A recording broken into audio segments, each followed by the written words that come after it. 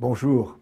Un ami m'a envoyé un texte qui circule actuellement sur Internet et je n'ai pu résister au plaisir de vous le faire partager car peut-être ne le connaissez-vous pas.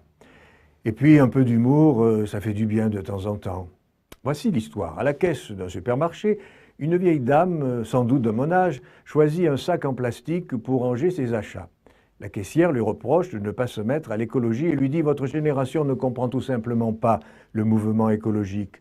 Seuls les jeunes vont payer pour la vieille génération qui a gaspillé toutes les ressources. » La vieille dame s'excuse auprès de la caissière et explique « Je suis désolée, il n'y avait pas de mouvement écologiste de mon temps. » Alors qu'elle quitte la caisse, la mine déconfite, la caissière ajoute « Ce sont des gens comme vous qui ont ruiné toutes les ressources à nos dépens.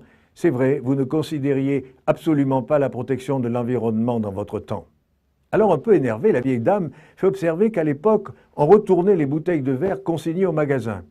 Le magasin les renvoyait à l'usine pour être lavées, stérilisées et remplies à nouveau. Les bouteilles étaient recyclées, mais on ne connaissait pas le mouvement écologique. Elle ajoute de mon temps, on montait l'escalier à pied. On n'avait pas d'escalier roulant et peu d'ascenseurs. On ne prenait pas sa voiture à chaque fois qu'il fallait se déplacer de 2 rues ou marcher jusqu'à l'épicerie du coin. Mais c'est vrai, on ne connaissait pas le mouvement écologiste. On ne connaissait pas les couches jetables. On lavait les couches des bébés. On faisait sécher les vêtements dehors sur un fil. On avait un réveil qu'on remontait le soir. Et dans la cuisine, on s'activait pour préparer les repas. On ne disposait pas de tous ces gadgets électriques spécialisés pour préparer sans effort et qui bouffent des watts autant qu'EDF en produit. Quand on emballait des éléments fragiles à envoyer par la poste, on utilisait comme rembourrage du papier journal ou de la ouate dans des boîtes ayant déjà servi et pas des bulles en mousse de polystyrène ou en plastique. On n'avait pas de tondeuse à essence autopropulsée ou autoportée. On utilisait l'huile de coude pour tondre son gazon. On travaillait physiquement, on n'avait pas besoin d'aller dans un club de gym pour courir sur des tapis roulants qui fonctionnent à l'électricité. Mais c'est vrai, on ne connaissait pas le mouvement écologiste. On buvait de l'eau à la fontaine quand on avait soif. On n'utilisait pas des tasses ou des bouteilles en plastique à jeter. On remplissait les stylos dans une bouteille d'encre au lieu d'acheter un nouveau stylo. On remplaçait les lames de rasoir au lieu de jeter le rasoir entier après quelques utilisations. Mais c'est vrai, on ne connaissait pas le mouvement écologiste.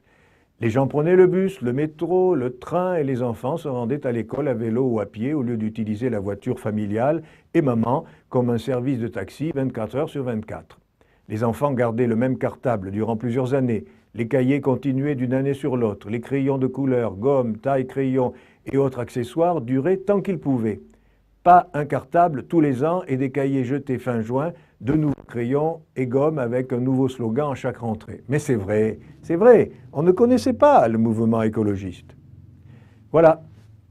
Et puis, pour certains qui voudraient traiter les chrétiens comme dans cette histoire, la caissière traite la vieille dame, je leur dirais volontiers que ce que les uns appellent écologie, les chrétiens l'appellent respect de la création divine. Un saint, comme François d'Assise, n'a pas attendu l'heure de l'écologisme pour respecter la nature et plus encore ses frères et sœurs en humanité. La société de consommation ne rend pas les hommes heureux, a dit Jean-Paul II le 30 juin 1980 au Parc des Princes. À bientôt.